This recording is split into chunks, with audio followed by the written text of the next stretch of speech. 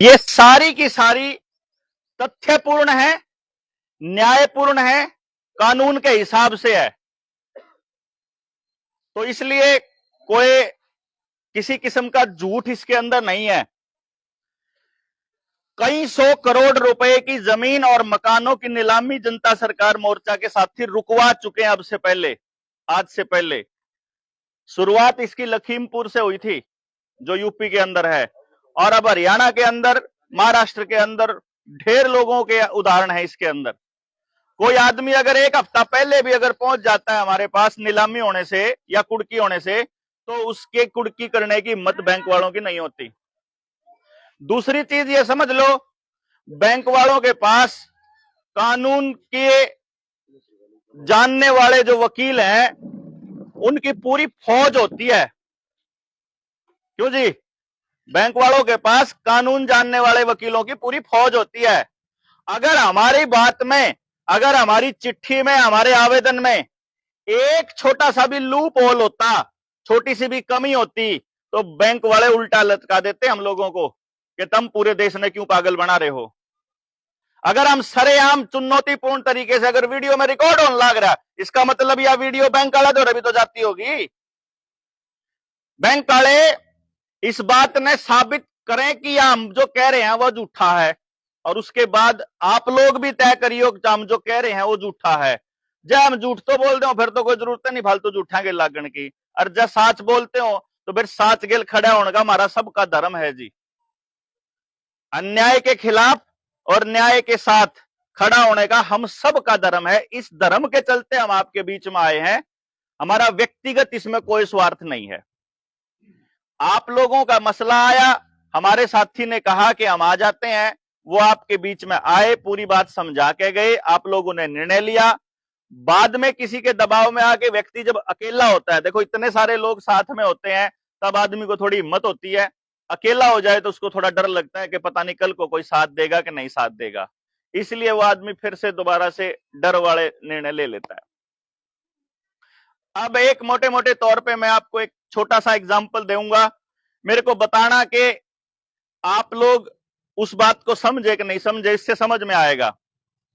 मान लेते हैं कि मैं बैंक हूं, एक सिंपल से तौर पे देख लो, इस बात को सारे भाई समझना, छोटे बड़े सब, क्योंकि पूरे गांव के साथ ऐसा होने वाला है जो मैं आपको बता रहा हूं। मान लो मैं बैंक वाला हूं, मैं बैंक हूं और मैंने पैसे छाप लिए, मैंने नोट छाप लिए 100 करोड़ रुपए, क्योंकि थोड़े बहुत तो छापा नहीं करता बैंक, तो कई लाख करोड़ा में छापा कर रहा है। मान लो मैंने 100 करोड़ रुपए छाप दिया और मैंने वो दे दिए ब्याज पे। अलग अलग लोग आते हैं, किसान आता है, दुकानदार आता है। बैंक कदे भी इनसिक्योर्ड लोन नहीं देता, बड़ा लोन देगा तो उसके बदले में वो आपसे कुछ ना कुछ धरवाया करे, आपके गहने धरवाएगा, आपकी जमीन धरवाएगा, आपके ट्रैक्टर, गाड़ी, मकान, कुछ ना कुछ जो है वो गिरवी रख के आपको लोन देता है। बैंक का रेट मान लिया 10% का, भाई मैं 10% सालाना ब्याज लेऊंगा, बैंक ने कहा। अब एक बात सोचो, जब मैंने आपको लोन दे दिया तो मेरे बही खाते में कितना लिखा जाओगा? 100 करोड़। क्यों जी? और बांडा कितना? 100 करोड़। जितना मैंने छापा वो मैंने सारा बांट दिया, तो मार्केट में कितना रुपया पड़ा है? 100 करोड़। और मेरे रजिस्टर में कितना लिख रहा है? 100 करोड़। अब बैंक ने कहा कि मैं ब्याज लेऊंगा 10% का, 100 के ऊपर 10 रुपये का ब्याज हो गया साल में, ठीक है जी। तो एक साल बाद बैंक ने मार्केट पे तो लेना कितना? 110 करोड़। कितना लेना जी? और मार्केट में पड़ा कितना?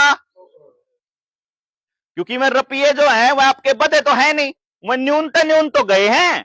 जब तक वो छाप के नहीं देता तब तक मार्केट में उससे ऊपर 1 रुपया नहीं बना। समझ रहे हो आप मेरी बात ने? इब जो एक साल बाद बैंक न्यू कह दे कि मेरे सारे पैसे उल्टे दो, क्या बाजार में से 110 करोड़ रुपया उल्टा आ जाओगा? क्या तय? क्योंकि है नहीं, तो 100 करोड़ तो क्या होगा कि भाई तो रुपये नहीं है, वो भाई पे तो उधारे लेकर भाई काम चलाना, मैंने थोड़े दिन खातर दे दे, थोड़े दिन खातर दे दे, थोड़े दिन खातर दे दे। इतने 100 करोड़ मार्केट में पड़े हैं, इतने तो मांगता है कि आप जमा कराश कहां। जिस दिन 100 करोड़ पूरे हो गए तो जो आखिरी भाई बचा, वो एक बचा हो 10 करोड़ वाला, वो चाहे 10 बचे हो 1-1 करोड़ वाले, या वह 100 बचे हो 10-10 लाख वाले, मतलब वह जितने भी लोग बचे जिनने 10 करोड़ देना है, वो दे पाएंगे क्या बैंक को? बताओ जरा। नहीं दे पाएंगे तो दो रास्ते निकलते हैं यहां से। या तो वो आदमी कह दे मेरे बस का कौन देना, तरफ जो कुछ होता हो कर लो, और या फिर बैंक उसकी जमीन, मकान, ट्रैक्टर, गाड़ी, जहां पे भी उसने लोन ले रखा था, उसने बेच के उसकी कुड़की कर दे। यो राह बचता होगा। अब एक बात बताओ, इसमें गलती किसकी? सबसे पहले न्यू बताओ, जिसने रुपये लिए थे जिनने ब्याज पे, उनकी गलती है कि उनने तो न्यू सोचा था कि 2 पैसे कमा लेंगे तो हम बैंक के वापस कर देंगे 2 पैसे बढ़ा के, और बैंक ने फायदा हो जाएगा। लेकिन उस आदमी ने न्यू को ना बेरा था कि बैंक के पास ब्याज का रुपया छापने का कोई कानून नहीं है, तो बैंक ब्याज का रुपया छाप ही नहीं सकता। और आपको बता दूं, कानूनी रूप से ब्याज इलीगल होता है, ब्याज वो ले ही नहीं सकता। यही कारण है कि जब भी बैंक आपको लोन देता है, वो सबसे पहले ब्याज काटता है। हाउस लोन लेोगे ना, मान लो आपने 20-30 लाख रुपए का लोन ले लिया, तो ब्याज जब पहली किस्त जाओगी उसमें देखोगे ब्याज पाओगा, मूलधन तो बहुत थोड़ा कम होया करे, ब्याज घटा करे पहले, नहीं बनता होगा जी। हर एक आदमी पहले ब्याज काटेगा, चाहे कोई भी फाइनेंस पर रुपया देता हो। अच्छा एक बात बताइयो, आपा सालाना किस्त दिया करा कि महीने में किस्त दिया करा? महीने में दिया करा। तो जो मैंने 100 करोड़ रुपया दिया था बाजार में, मैं बैंक हूं, जो पहले महीने किस्त आवेगी मैं उसने संदूक में रखूंगा, बोर्ड के ब्याज पे चढ़ाऊंगा, यानी मैं ब्याज ने फिर मूलधन बढ़ा दूंगा।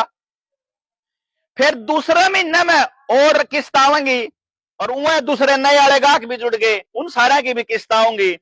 दूसरे महीने की किस्त ने मैं फिर ब्याज पे चढ़ा दूंगा, तीसरे महीने वाले ने मैं फिर ब्याज पे चढ़ा दूंगा।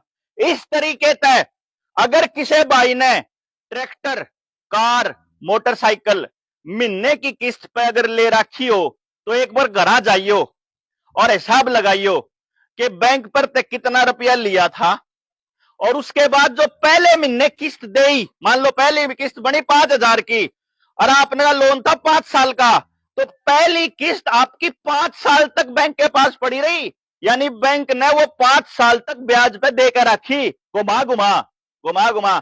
अगर हिसाब लगाओगे ना, आपकी मोटरसाइकिल का लोन लगभग 48 से 50% सालाना पे पड़ेगा जाके आखिर में। समझ गए ना? कोई भी लोन होगा, कोई भी लोन, यानी कि बैंक बतावे है आपको 10% पे दे रहा हूं, लेकिन असलियत में वो उसे रुपये न इस्ते भी दे दे, उसे रुपये न इस्ते भी दे दे, उसे रुपये न इस्ते दे दे, उसे न इस्ते, सेम रुपया और 10 आदमी आते ही दे दे है, वो उसे रुपये दे आ रहा है। और जिस भाई ने फाइनेंस का काम करा हो, कदे भी शहर में कोई जानकार हो, उसने बूझ लियो लाख रुपया में 10 लाख की टोपी के ऊपर घुमाया करें, मतलब 71 लाख रुपया लेके गया था और कद से करोड़पति बनकर आया, बेरा ही नहीं लग गया। समझ गए होगे? अब इससे क्या होगा? इससे यह होगा कि 1 रुपया तो है जो असलियत में छप रहा है। अब 50% के हिसाब से हिसाब लाओ, अगर मैंने 100 करोड़ रुपया छापा था, तो 1 साल बाद बैंक कितने का मालिक हो जाओगा? 150 करोड़ का। लेकिन बाजार में कितना है? 100 करोड़। इसका मतलब जब बैंक वाले जब सारा लोन वापस लेने की बात कहेंगे, तो कितने की प्रॉपर्टी कुड़क होगी? यानी जितना रुपया नहीं है उतने की कुड़की होगी। अब आपको मैं सरकार के आधिकारिक आंकड़े बताता हूं। हमने सरकार से आरटीआई डाल के पूछा कि थार दौरा असली रुपया कितना है और अवा का रुपया कितना है। अवा का रुपया कौन सा है? जुड़सा है तो है नहीं, पर दे रखा है। जब आपको लोन देते हैं तो क्या बैंक आपको पैसे देता है या आपके खाते में लिख दे है बस? पैसे देवे खाते में लिखे, पहले ये बताओ जी।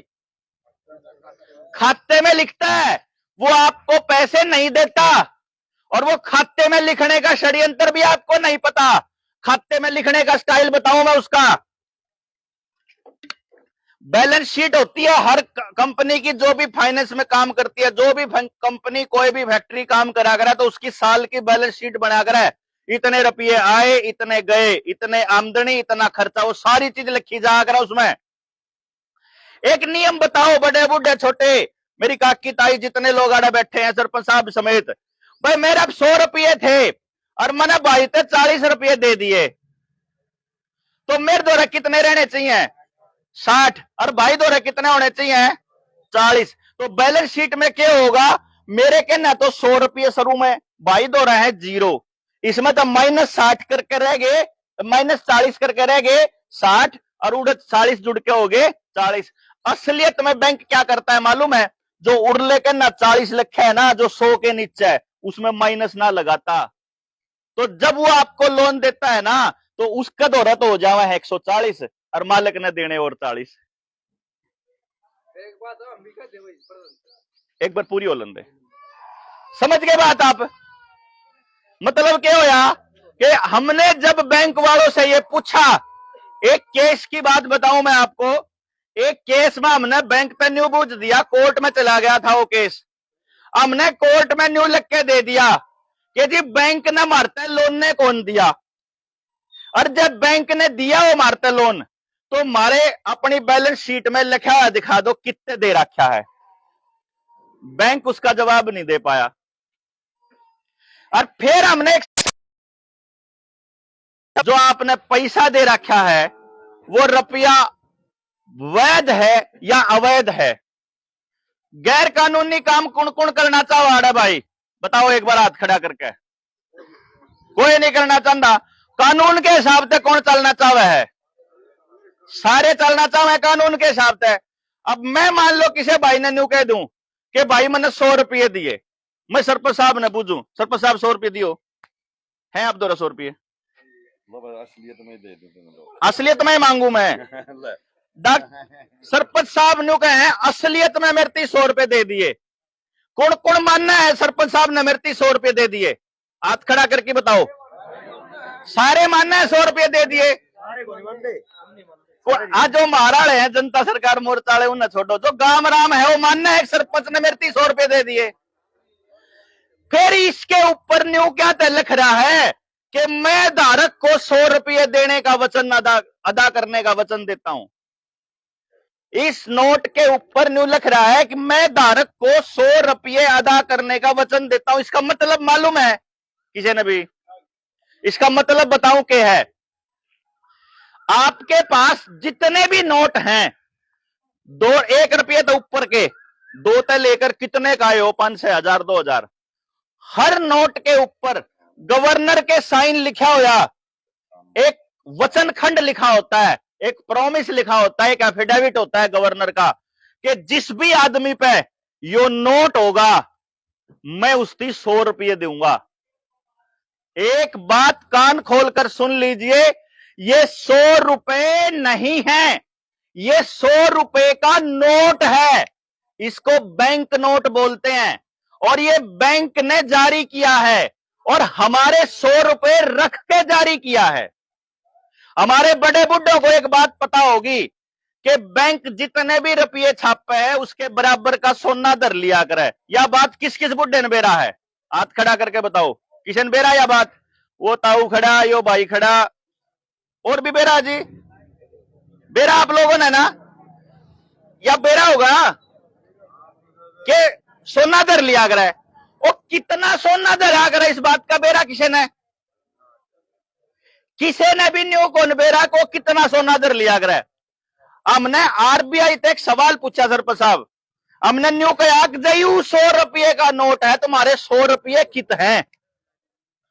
100 रुपये के नोट का मतलब समझे? 100 रुपये की पर्ची। जो कर आड़ती पे चले गए, और आड़ती ही कहा कि मैंने 100 लीटर डीजल लेना है, आड़ती ने लिख दिया जिस पे या पर्ची हो उसने 100 लीटर डीजल दे दिए। वो पर्ची लेकर ने जमींदार, उस पर नाम नूम कुछ ना लिखा होंदा, आड़ती की होगा वह पर्ची। इब चला गया वो मानस, इब या पर्ची मैंने दे दी सुनील तय, तो सुनील भी जाके ले सके है मैं 100 लीटर डीजल, मैंने दे दी भाई साहब तय, भाई साहब भी जाके ले सके हैं, मैंने वह पर्ची दे दी सरपंच साहब तय, तो सरपंच साहब भी जाके 100 लीटर डीजल ले। पेट्रोल पंप वाला तो वह पर्ची आड़ती का पचा देगा और वो आड़ती उसने रुपये दे देगा, नहीं बनती होगी जी। या पर्ची है, या पर्ची मैंने भाई ते दे दी, तो भाई सोचा 100 रुपये मैं ले लूंगा बैंक पे तय, यो भाई ते दे दे तो यो सोचा मैं ले लूंगा बैंक पर तय। जब हमारा जी करेगा धारक 100 रुपये अपने ले लेगा बैंक पे तय, लेकिन आप आज तक कदे बैंक पे रुपये लेने गए नहीं। आपा तो इन रुपया ने, इन कागज के टुकड़े ने और इस नोट ने रुपया समझने लग गए। यो रुपया नहीं है। सबसे पहले तो गाम राम का यह बात समझ में आना चाहिए, यो रुपये का नोट है और असली रुपया धरा है हमारा रिजर्व बैंक के अंदर, और वो रुपया के है वो मैं आपने एक बार ये रखो जी, आपके 100 रुपए की पर्ची। अब मैं आपको एक चीज दिखाता हूं जो आपको समझ में आएगा। एक 5 वाला दे दे मैंने, अरे एक रुपया, हाँ 1 रुपया है। देखो जी 1 रुपया तो मेरे दोहराइयो है, मैं आपने दिखाऊंगा सरपंच साहब, जब को गलत कह रहा हूं तो बताइयो। यो रुपया है, इस रुपये के ऊपर लिख रहा है 1 रूपी इंडिया, इंडिया का 1 रुपया, और यो रुपया है 1891 का, जिस टाइम पे अंग्रेज हमारे देश में राज करा करते, 1891 का। यो प्योर चांदी है, या प्योर चांदी, यो 1 रुपया है जी भारत का, और ये आज भी चलता है। 1 रुपया मेरे दोहराइयो है 1942 का, हमारा देश आजाद होने से 5 साल पहले का। इसके ऊपर भी लग रहा है जी 1 रुपया इंडिया, ठीक है जी। अब 1 रुपया है मार दोहराइयो, यो है मेरे दोहरे 2009 का, आजकल का। इसके ऊपर भी लग रहा है 1 रुपया, और पर लेकर न लग रहा है इंडिया, 1 रूपी इंडिया, यो भी 1 रुपया है। और एक यो है जिसके ऊपर लिखा हुआ है भारत सरकार, यो भी 1 रुपया है। हम इन 4 रुपया ने लेकर सुप्रीम कोर्ट में गए थे। सुप्रीम कोर्ट में भारत ने पूछा, भाई ये रुपये जमा कराने हैं, कितने रुपया हम लोगे? क्योंकि या तो प्योर चांदी है ना 1891 वाली, तो ये तो चांदी है, तो हमने बैंक तक आई ना, कै रुपया में लोगे? हम तरती जमा कराना आया अपने खाते में, तो कै रुपये जमा करोगे? बैंक ने कहा जी हम 4 रुपया हम करांगे, क्योंकि ये 4 रुपये है, 1 1 1 और 1 यो, बोले 4 रुपये, तो 4 में जमा होंगे। 4 में क्यों कर जमा होंगे भाई? बोले जी 1 रुपया है। अच्छा यू चल है कि चला गया है? यू चलन तब बाहर हो गया, यो ने बोला चल है। देखो भाई साहब, चल है और चलन से बाहर नहीं हुआ और कानूनी रूप से वैध है। इसका मतलब यह होया कि जो 1891 का रुपया है और जो 1942 का रुपया है और जो यो मेरे द्वारा 2009 का रुपया है, इन तीनों की कीमत बराबर होनी चाहिए जी। जब बैंक ने 1 रुपये में मानना है तो तीनों 1 रुपये हैं, और बैंक ने कहा तीनों 1 रुपये में चल लेंगे, और यो कागज वाला भी 1 रुपये में चलेगा, तो इन चारों की कीमत बराबर होनी चाहिए कि नहीं होनी चाहिए जी? इसमें तो कोई अन्याय की बात तो नहीं कह रहा हूंगा मैं भाई, चट जा, ठीक है, समझ गया आप बात? इन्हें ले एक जना, इसने संभालियो भाई, कोई सा एक पगवा और लुआ दो इसका, पर लेकर ले जाके है भाई। ये जो नौजवान दे रखा ना नशा, ये पूरा खेल है कि लोग आ गए, ये रुपया समझ में नहीं आना चाहिए। रुपया समझ में आ गया तो लोग आ गए, आपकी बात समझ में आ जाओगी। हमने जब न्यू कहा भाई इनकी कीमत अगर बराबर होनी चाहिए, तो या तो मेरे इस 1 रुपये की कीमत उस चांदी वाले रुपये के बराबर होनी चाहिए, या चांदी वाले की कीमत उसके बराबर। तो सरकार क्या कहती है कि भाई, सरकार क्या कहती है कि बैंक में तो कीमत बराबर है, लेकिन मार्केट में नहीं है, बाजार में अलग है।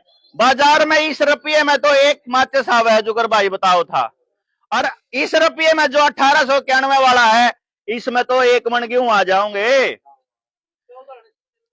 तो दोनों रुपये अलग अलग कैसे हो गए और ये बराबर कैसे हो गए? दोनों चीज बराबर क्यों करो उसके हैं, ये न्यारी भी हो रही है, या तो ये न्यारी है या ये बराबर है। भाई गलत तो नहीं कह रहा मैं।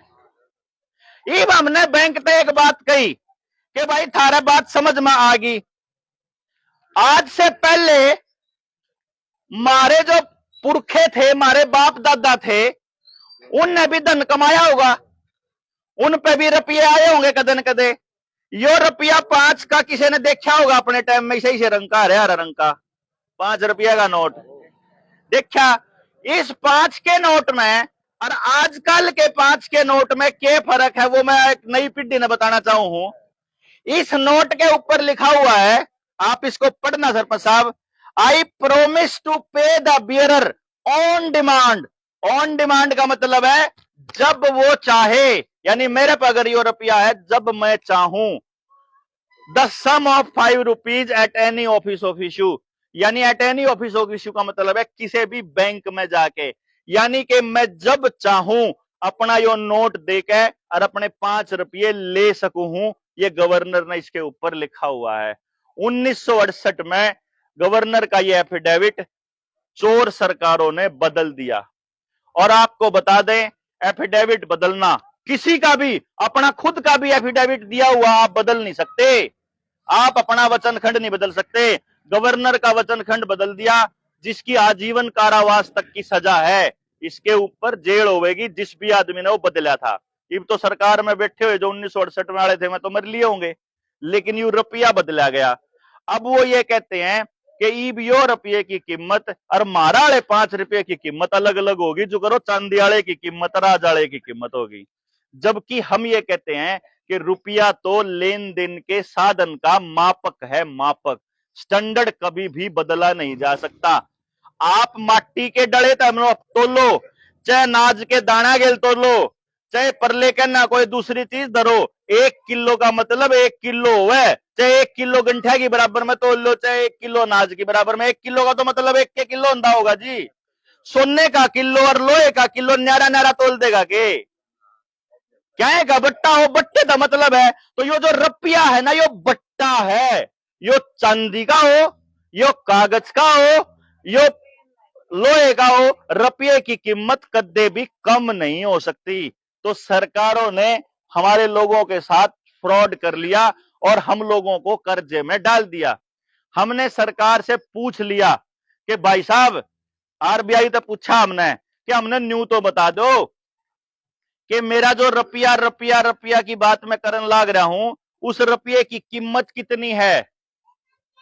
तो आपको जान के हैरानी होगी, आरबीआई के दस्तावेजों के अंदर लिखा हुआ है, कॉइनेज एक्ट 1906 और पेपर करेंसी एक्ट 1882 के तहत हमारे 1 रुपए की कीमत है 777 मिलीग्राम सोना, लगभग 0.25 ग्राम सोना बना है, जो आजकल के इन कागजा के 4800 के बराबर बना है। हमने इस चक्कर में सरकार तक कुछ और सवाल पूछ लिए कि इसका मतलब तो ये होया कि मेरे 1 रुपये में जितना सोना आवा है, तेरे इन कागजा में 4800 रुपया में आवा, आजकल का 4870 के बराबर है 1.25 ग्राम सोना।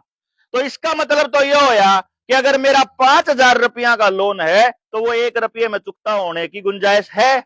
और इसका ट्रायल करके देखा हमने, एक बार गाड़ी खरीद के ने, एक बार घरा के लोन के केस में, एक बार दूसरे कागजा में। यो भाई सुनील बैठा है, लगभग 23 लाख का लोन था तेरा, 27 लाख का लोन इसका था। इसके हिसाब से कागज बना के दे दिया हमने बैंक तय, 27 लाख का लोन ले रखा है। हमने कहा तेरे 27 लाख तना तो 27 लाख दिए को ना, तन तो कागज में ट्रांसफर करे, मैं तो 27 लाख रुपये लेना चाहूं, रुपये, मेरे रुपये की जो कीमत है उसके हिसाब से। तो मेरे रुपये दो, और मन ने जो दिया था, मन ने भी रुपया सोच के दिया था, जो तरती दिया है। तो 27 लाख रुपये का मतलब लगभग 600 रुपये बने, 500 कुछ, कितने के 27 लाख के 500 कुछ बने, 27 लाख रुपया के उसके हिसाब से इसका 500 550 रुपया बने था। वो सारे कागज लगाकर जब बैंक तक पकड़ा दिया कि न्यू काम करो, जितनी मैंने किस्त दे दी उन किस्ता में तो मेरा असली रुपया काट की बाकी का रुपया मेरा उल्टा दो। बैंक से जब हमने सवाल पूछा, आज कै दिन हो गए भाई तेरी केस में? 4 महीने हो गए। 4 महीने हो गए, बैंक वाला ने सांस नहीं आ रहा। और ऐसे ऐसे हम 125-150 केस लगा चुके हैं जिसमें हम बैंक से ये सवाल पूछते हैं कि आम इंसान को इतना परेशान क्यों कर रखा है। और एक दूसरा सवाल जो मैं आपको बताने लग रहा था कि भाई साहब, 1 रुपया अगर आपके पास असली, जो मैं रुपये छापने वाली बात बताऊं था और हवा के रुपया वाली बात बताऊं था, एक सरकार था, हमने सवाल पूछा असली रुपये कितने हैं भारत सरकार के पास और हवा का रुपया कितना है जो छपया नहीं है लेकिन वो कागजा में चढ़ रहा है। समझ गए हो गया हवा के रुपये का मतलब? सरकार का जवाब है 100 में ते 10 रुपये असली हैं, 90 हवा के हैं। इसका मतलब सबते गांव में ते 10% रुपया चुकता होगा और 90% लोगों की जमीन, मकान, ट्रैक्टर, गाड़ी, महेश, डांगर, जहां पे भी उसने लोन ले रखा होगा वो कुड़की होगा। ये कुड़की सिर्फ आपकी नहीं होने लग रही है, यो इस भाई की नहीं होने लग रही है सिर्फ इस मकान की, या कुड़की चालू हुई है, इब या कुड़की चालू होनी स्टार्ट होगी। जितने भाई आड़े बैठे हैं, मैं पूरे समझ के साथ ये बात कह रहा हूं कि लगभग 70% आदमी जिनने भी लोन ले रखा है वो आज इस हालत में है कि लोन चुकता नहीं कर पा रहे अपना घर चलाने के साथ साथ। उनका न्यूज ज्यादा चढ़ रहा है कि अगले महीने किस्त करते दूंगा, अगले महीने किस्त दूंगा।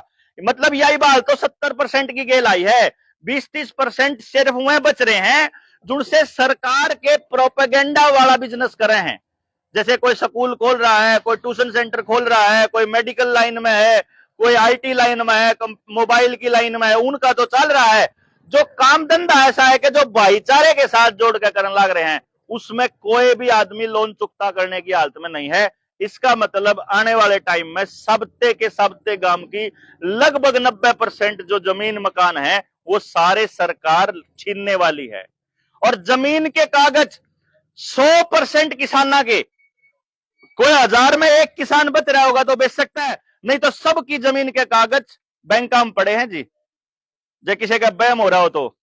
और जमीन की कीमत 20-20, 30-30, 40-40 लाख रुपए है और दे रखा उनका 70-70, 80-80 हजार रुपया एक किले पे। उन एक लाख रुपए पे 20-20 लाख, 30-30 लाख की जमीन जान वाली है। और जब उन्होंने देख लिया कि किसान का ब्योत नहीं है देने का, तो उन्होंने हमारा लाल डोरा तोड़ दिया। हमारे पुरखे नु कहा करते कि जो चीज कागजा में नहीं चढ़ी वह थारी है, जुड़सी कागजा में चढ़ गई तो वह तो सरकार की होली समझ लो। आपके जमीन, खेत, जो स्कूल की जमीन है, श्यामलात की जमीन है, जंगल की जमीन है, अस्पताल की जमीन है, जोड़ की जमीन है, जितनी भी गांव की सामूहिक पंचायती जमीन है, जितनी भी है, वह सारी की सारी सरकार अपने नाम कर चुकी है पहले से ही। पहले वह गांव की होया करती, अब वह सरकार की हो चुकी है। सरकार अगर पूंजीपतियों की होगी, बैंक अगर पूंजीपतियों के होंगे, तो वह किसकी होगी? पूंजीपतियां की। इसका मतलब आपके पल्ले कुछ कौन रह रहा।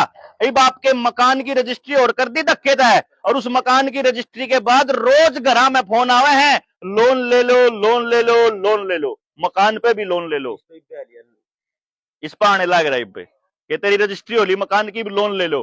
किसान ने सोचा है, मजदूर ने सोचा है, रे काल ने काम मौसम पे तो चलो हालात खराब चल रहे हैं देश के, मेरा काम नहीं खराब हो रहा, काल ने जब मेरी हालत ठीक होगी तो मैं कमा की उल्टे कर दूंगा। लेकिन इस बात को कान खोल के सुन लीजिए, 90% लोग अपना लोन चुकता नहीं कर पाएंगे, गारंटी है। मतलब उनकी जमीन मकान सब जाने वाला है। जय गांव के जितना तोड़ा समझ में आ जावे उतना तोड़ा बैंक वाला ते सवाल पूछना स्टार्ट कर दो। जिस भाई का पूरे गांव में ते सिर्फ इस केस की बात नहीं कर रहे हैं, जिस भी भाई का इसी हालत हो रही हो कि उस पर चुकता ना किया जा रहा हो, महाराज कागज ला की देखो एक बारी, जय बैंक वाला ने सांस भी आ जावे तो एक भी बैंक जवाब नहीं दे पा रहा अब तक कि हम इसकी के जवाब। हम तो न्यू का, हाँ एक आदमी न्यू कहता बोला जुड़ से रुपये लिए थे वहीं दे दो, तब न्यू कहने लग रहे ना भाई वो तो फ्रॉड कर रही है बैंक और फ्रॉड रुपया चला रखा है, तो हम न्यू कह रहे हैं बैंक एक बार लिख के दे दो, वहीं रुपये दे दो भाई, बैंक लिख के दे दो अगर उसने वही रुपया चाहिए, लेकिन बैंक की हिम्मत नहीं हो रही। एक बात समझ लो जी, यो एक केस है सिर्फ, हमने जो बैंक में आवेदन दिया है, जो भाई के केस में, क्या नाम भाई का है? सलेमान। सलेमान भाई के केस में हमने जो बैंक के पास कागज लाए हैं, उसमें कितने भी हमने न्यू कौन लिख रखा कि भाई हमारा ब्योत नहीं है देने का, कितने भी न्यू नहीं लिख रखा कि हम आने वाले टाइम में चुकता कर देंगे।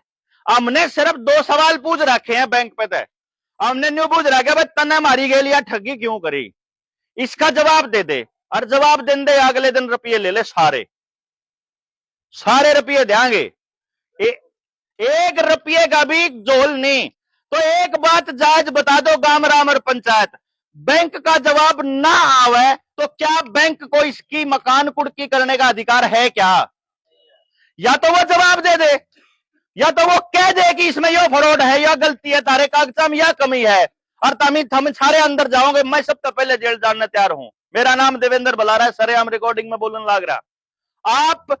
लेकिन अगर जब बैंक जवाब नहीं दे रहा, इसका मतलब जोलमोल है, फिर तो जाग लो, फिर तो अपने गांव राम ने बचा लो। या सिर्फ सलेमान की बात नहीं है, एक एक आदमी जो गांव का कर्जदार है ना, हर आदमी को कर्जे से मुक्त करना जरूरी है। इसमें कोई राजनीति नहीं है, इसमें तो गांव का फायदा होगा। और हम कदसिन्यों का हक मारा पाछा हो, हम कदसिन्यों का आप अपने गांव के 4 नौजवान मारती दो, हम उन्हें ट्रेनिंग देंगे, केर जोल है, के रुपये का रोड़ा है, क्यों कर कागज लाने हैं, कागज आपके ठाऊंगा, आप उन दौरे जाओ, मैं थारे कागज भर आगे लाते रहेंगे। हमने कुछ करना है नहीं, हमने ना गांव माना ना, तो हमने मार दो रहे कितने चंडीगढ़ आना, करनाल आना, पानीपत आना, फिर तो कोई राजनीति नहीं होगी जी। दूसरी बात समझ लो, ये भाई बैठे हैं दुकानदार भैया ने गलत लाग सके है, लेकिन जिस दिन दुकानदार भाई ने बेरा लाग जाएगा, मैं भी हिमाचल जा रहा था, मैंने एक दुकान पे रंगीन पैकेटा में, कदे इसके पाछे एक बार देख लियो सारे भाई लिख के ना, जितने भी नौजवान खड़े हैं ना, ये एक बार इसके पाछे देखियो कि इनग्रेडिएंट में के लिख रहा है, कि इस कान के सामान में के है। ब्रेड का पैकेट खाओगे, उसमें लिखा पाओगा E404, E300, E1100, ऐसा करके कोड में लिखा होता है कि इसमें यो सामान गिर रखा है। कदे जाके सर्च करके नहीं देखा होगा आप लोगों ने? हाँ जी, शॉर्ट करवाइयो। हाँ जी, आपने कदे न्यू नहीं देखा होगा कि इसमें के साइड इफेक्ट हैं। उसके साइड इफेक्ट में लिखा पाओगा या तो राइस ब्रेन, या पाम ऑलिव ऑयल, या कॉटन सीड ऑयल, कपास का तेल, जो बिनोले का तेल। और आपने न्यू भी कौन बेरा कि 2020 में ब्राजील की सरकारी रिपोर्ट है कि जो भी बच्चा या जो भी बड़ा जीएम खाएगा, जेनेटिकली मॉडिफाइड तेल खाएगा, उसकी आने वाली संतान नपुंसक या बांझ पैदा होंगी। यानी आपके गांव में जो आईवीएफ सेंटर में चक्कर काटने शुरू हुए हैं ना, 70% जो बीज नाश हो लिया, खेत का भी, डांगरा का भी और मानस का भी, यो सारा का सारा आपके गांवों में पचाया गया है। ठेके भी जानबूझ के खोले जा रहे हैं, दूसरा नशा भी जानबूझ के सरकार की शय पे चल रहा है, और यो खाने के लिए कबाड़ भी इसलिए चल रहा है। और आपका बच्चा भज भज के यो सामान खाओगा, दूसरा सामान खावे को नहीं, क्योंकि इसके अंदर ऐसे केमिकल हैं जो बच्चे को आदत पड़ने वाले हैं, यानी नशे वाले। अब आप न्यू देख लो कि कौन सी सरकार ऐसी है जो आपके लिए काम करने लाग रही है। क्योंकि दिल्ली के अंदर जिसकी सरकार है उड़े भी हो लाग रहा, पंजाब में जिसकी सरकार है उड़े भी हो रहा, राजस्थान में जिसकी है उड़े भी हो रहा, महाराष्ट्र में जिसकी है उड़े भी, बिहार में जिसकी है उड़े भी, और हरियाणा में जिसकी है उसकी भी। यानी कि कोई सी पार्टी एक दूसरे से अलग नहीं है। आज गांव वाले कहने लग जाओ कि काल ने बीजेपी ने भगजावांगे, जिस पार्टी में जाने की या जिस पार्टी का वोट देने की बात कहोगे ना, काल नहीं सारे नेता उस पार्टी में चले जाओगे, फिर क्या करोगे? हम जो चले थे ना, जो जनता सरकार मोर्चा वाले, उनका मकसद कोई राजनीति करना या कोई वोट मांगना या कल को एमएलए एमपी बनना नहीं है। हमारा मकसद है व्यवस्था बदलना।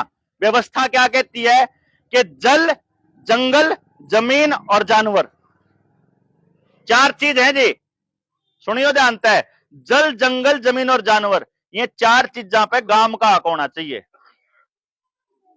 और आज के टाइम पे भूमि अधिग्रहण कानून है, अगर ये कून वाला मकान सरकार ने चाहिए तो आपके खाते में रुपये चले जाओगे, मकान खाली करना पड़ेगा महीने भीतर डीसी रेट के रेट में। और ये हो चुका है मध्य प्रदेश के अंदर। जिस भाई ने डाउट हो मेरे पे पूछ लियो, बैंक के कागज आ गए, बैंक में रुपया आ गया, डीसी के कागज आ गए कि तेरी जमीन मारी होगी, इब तू अपना काम देख। यो काम हम सबके साथ होने वाला है। इब सिर्फ न्यू बता दो जी कि यो सरकार जायज कर रही कि नाजायज कर रही। बैंक जायज कर रहा कि नाजायज कर रहा? और नाजायज कर रहा है तो फिर गांव राम ने इस नाजायज चीज के खिलाफ खड़ा होना, क्योंकि गांव है जो इस देश ने बचा सके है। शहर के बस की बात नहीं है जी। शहर में तो लोग इतने मतलबी लोग हैं, जो गांव में तो सारे मतलबी लोग थे, जिनका न्यू था थोड़ा बहुत ब्योत होया, जिसका थोड़ा बहुत आई समझ में, उसने गांव में आने वाली समस्याओं को ठीक नहीं किया, वो बाज की शहर चला गया। शहर का आदमी है समस्याओं से भागने वाला आदमी, और गांव का आदमी है समस्याओं से लड़ने वाला आदमी। जिस टाइम पे ये 3 कानून आए, गांव लड़ा था जी देश की सरकार तय, शहर नहीं लड़ा था। इब दोबारा से गांव ने फिर खड़ा होना पड़ेगा। और इब की बार यो षड्यंत्र रपिये आला है। इब का यो षड्यंत्र की जो लड़ाई है या बैंका की गेल है, इस बैंक वाली लड़ाई में इब न्यू देख लो। मैं तो न्यू कहूं शुरुआत सलेमान के घर से कर लो। निर्णय लेगा वो है, जित मुकदमा करवाने की बारी आओगी, जितनी बारी आओगी भाई काल न कानूनी कार्रवाई होगी, तो भाई मैं तैयार हूं। सबसे पहले हमारे साथी तैयार है, गांव के किसी आदमी 5 नहीं आने देवे भाई। गांव आपका, हालांकि लेने तो चाहिए जिम्मेदारी सबते गांव ने, और की सब भाई के साथ हो रहा है कोई